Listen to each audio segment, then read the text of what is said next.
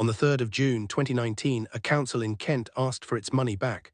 £250 million of local government pension money invested in a fund run by the most famous stock picker in Britain. It was a routine request.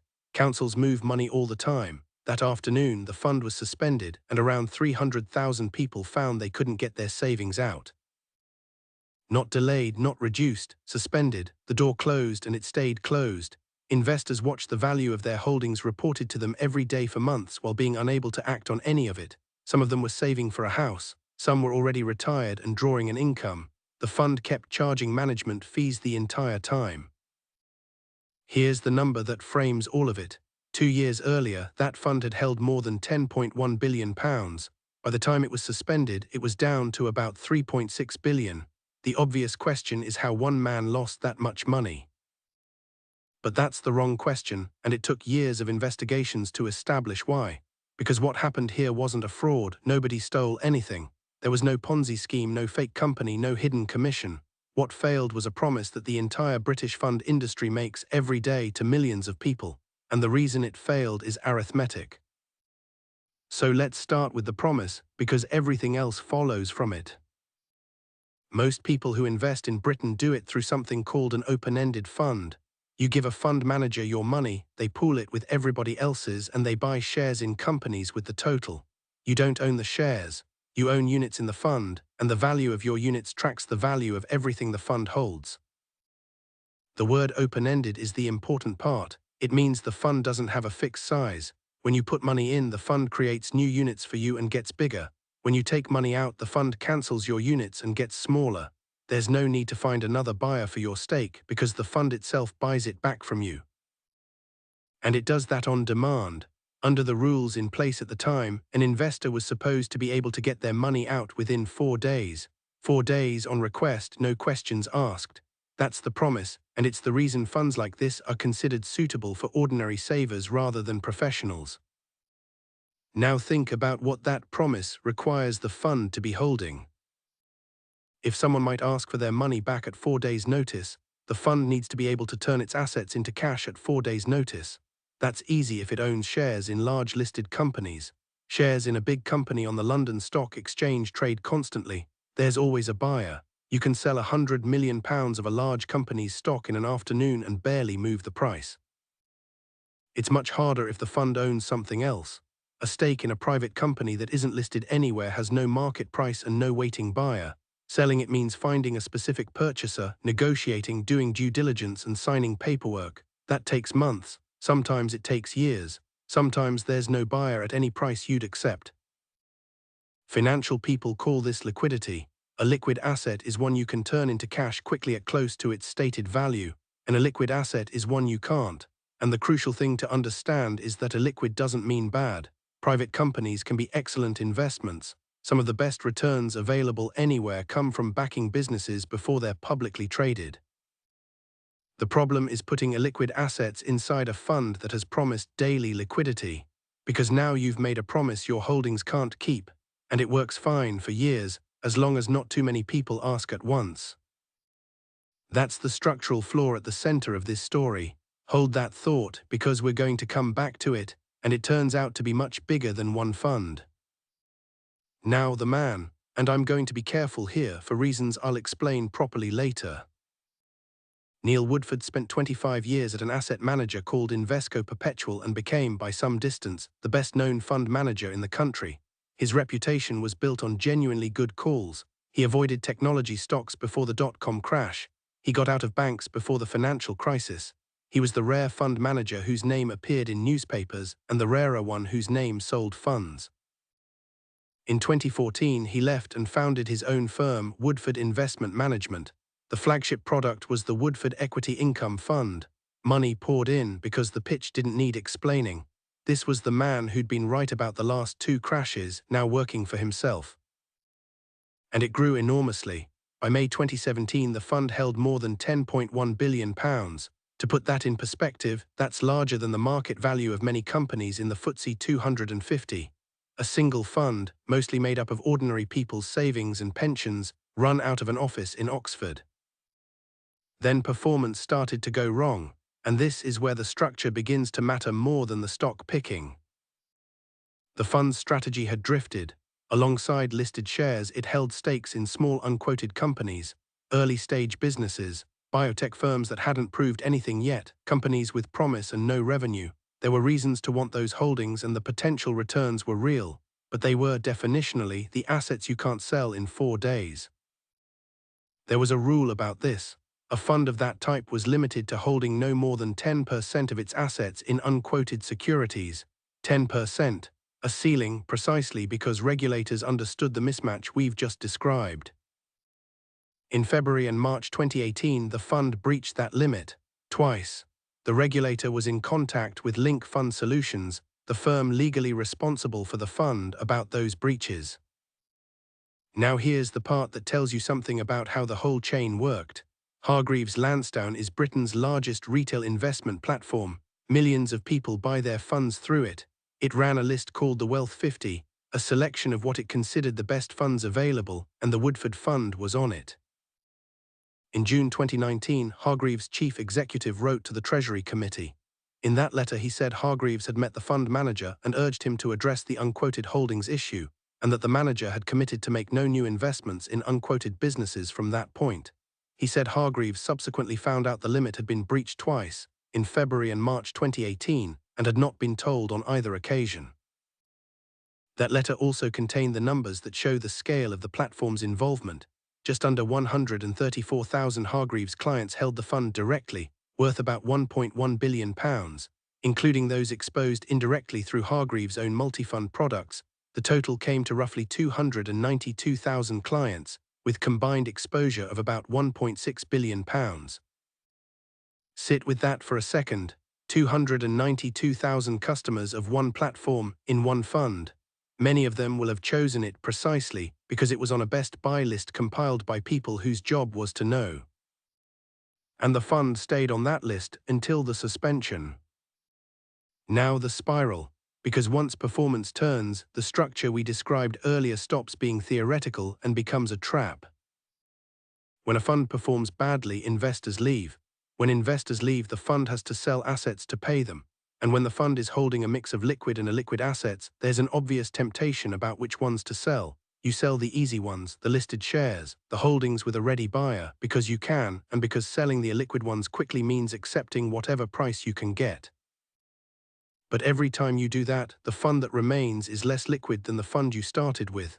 The easy assets leave, the hard ones stay, and the investors who haven't asked for their money yet are now sitting in a fund that's progressively worse at giving money back. The FCA has set out what it believes happened. It says that between July 2018 and June 2019, the fund's managers disproportionately sold more liquid investments and bought less liquid ones. It says that by the time the fund was suspended, only 8% of its holdings could be sold within 7 days. 8%, against a rule that said investors should be able to get their money within 4 days. I want to be precise about the status of that because it matters. Those are the FCA's provisional findings, set out in decision notices published in August 2025. Both Neil Woodford and Woodford Investment Management have referred those notices to the upper tribunal, where each will present their case. The FCA states plainly that the findings therefore reflect its own belief as to what occurred and are not final. Mr. Woodford disputes the regulator's characterization of his responsibilities. Nothing here should be taken as settled. What the FCA proposes is significant, though. A fine of £5.9 million for Mr. Woodford, £40 million for the firm, and a ban on him holding senior manager roles or managing funds for retail investors. That's the regulator's position, and it's being contested. Separately, and this part is settled, the FCA reached findings against Link Fund Solutions. Link was the fund's authorized corporate director. In plain terms, the legally responsible manager, whose job included overseeing the actual fund manager and making sure the fund could meet redemptions. Link settled the enforcement case rather than contesting it. The regulator's conclusion was that between the end of July 2018 and the suspension, Link failed to act with due skill, care and diligence in managing the fund's liquidity, so that investors could access their money at short notice. It also failed to properly oversee the fund manager, and failed to sufficiently ensure that concerns about liquidity were acted upon. Read that carefully because it describes a supervision structure that existed, was staffed, was paid for, and did not work. There was a firm whose specific job was to catch this. It didn't. And then, June the 3rd, 2019, Kent County Council asked for £250 million back.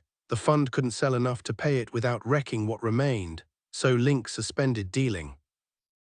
The suspension was supposed to be temporary, reopen once the portfolio's been repositioned, once there's more liquid stock in it, once the mismatch is fixed.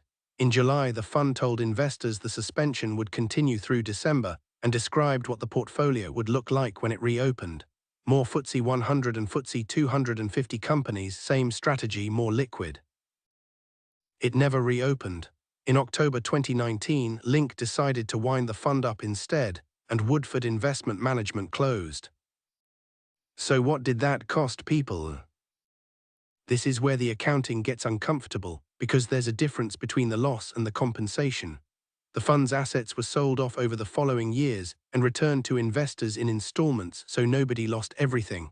But the sales happened under pressure, on a timetable set by the wind-up rather than by the market, and the recovered value was well below what investors had held on paper.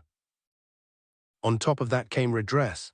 In 2023, Link Fund Solutions, with support from its parent company, proposed a scheme to compensate people who'd been invested at the point of suspension. The FCA's reasoning was that those who hadn't managed to get out before the door closed had been unfairly disadvantaged relative to those who had. The High Court approved the scheme in February 2024. It was worth up to about £230 million. Now hold that against the numbers we started with. A fund that once held £10.1 billion, around 300,000 investors, redress of up to £230 million. And the scheme came with a condition, which is why some investors were angry about it. Accepting it meant giving up the right to pursue further compensation through the Financial Ombudsman Service, or to claim from the Financial Services Compensation Scheme, which can pay up to £85,000 per person when a regulated firm fails. Some investors described the arrangement as designed to protect the industry rather than them. The FCA's argument was that the scheme maximized the money actually available and delivered it fastest, and that pursuing Link through enforcement instead could take years and end up recovering less. Both of those things can be true at once. That's what makes it uncomfortable rather than simple. And here's where the whole story turns over. Because everything so far invites you to see this as a story about one man, a famous investor who got overconfident, drifted from what he was good at, bought things he shouldn't have, and lost other people's money. That story is satisfying. It has a protagonist. It ends with a fine and a ban, which feels like a conclusion. But look again at the mechanism. The fund promised money back in 4 days. It held assets that took months or years to sell. Both of those things were true from very early on, and both were entirely visible. The 10% limit on unquoted holdings existed precisely because regulators knew about the mismatch. The platform selling the fund had met the manager 31 times. The authorized corporate director was contractually responsible for exactly this. The regulator had been in contact about the breaches in 2018. Nobody was in the dark. The structure was working as designed right up until it was tested. And that's the thing worth understanding, because it generalizes far beyond one fund.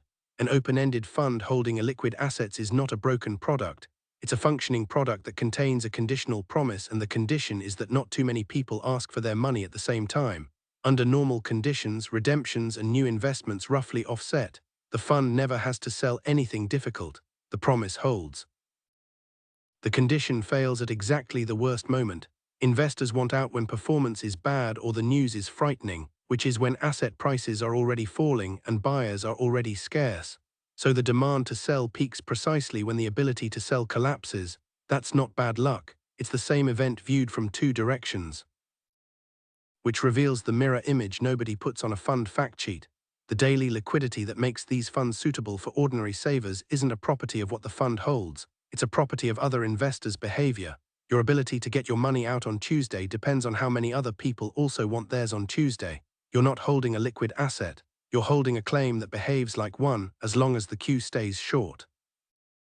And once you see it that way, the suspension stops looking like a failure of the system and starts looking like the system telling the truth for the first time. Because that's what a suspension is. It's the moment a fund stops pretending it can do something it can't. Link's decision to close the door was, arguably, the most honest thing that happened in the whole affair. It just arrived years after the honest thing would have been useful. So what changed? Some things did. The regulator now takes a harder line on fund liquidity, on how firms assess it, and on the responsibilities of authorized corporate directors. The rules around what open-ended funds can hold and how they must stress-test their own ability to meet redemptions have been tightened. Best buy lists on investment platforms attract more scrutiny than they did. But the fundamental mismatch hasn't gone anywhere because it can't. Any fund offering daily dealing while holding anything that isn't instantly saleable carries some version of it. The property fund sector demonstrated the same problem repeatedly with a different asset class. You can reduce the mismatch. You cannot design it away while the product keeps promising both things. There's also an unfinished part of this, and it's worth saying where it stands. The FCA confirmed that no other parties were under investigation in relation to the fund. That includes Hargreaves Lansdown, which faced no regulatory findings over its promotion of the fund or its continued listing on the Wealth 50. There is separate civil litigation against Hargreaves brought on behalf of investors, which is ongoing, and the allegations in it are unproven. In March 2025, a parliamentary group wrote to the Treasury Committee calling for a full inquiry into how the FCA itself handled the affair.